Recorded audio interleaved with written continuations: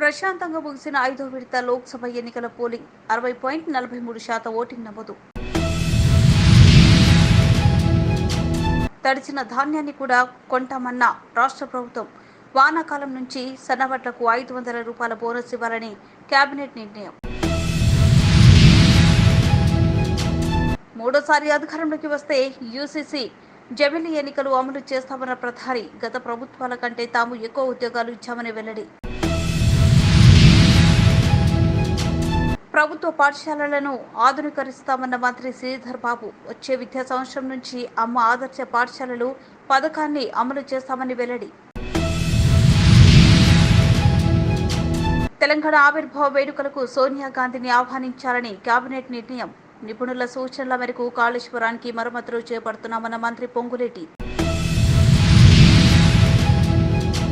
వచ్చే నెల 8న బత్తిని సోదరుల చేప ప్రసాదం పంపిణీ.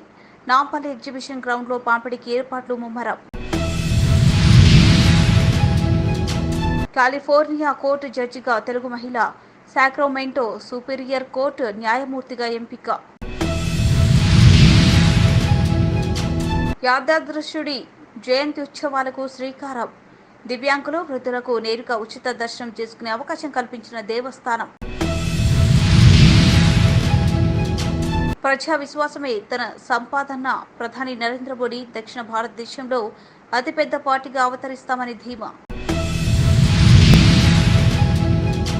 దేశం మార్పు తుఫాను చూస్తుందన్న రాహుల్ గాంధీ. సార్వత్రిక ఎన్నికల్లో ఇండియా కూటమి విజయం ఖాయమని వ్యాఖ్య.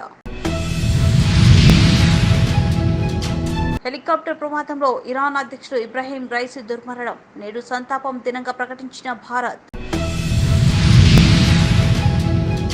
ప్రపంచ పారా అథ్లెటిక్స్ ఛాంపియన్షిప్లో తెలంగాణ అమ్మాయికి పసిడి పతకం.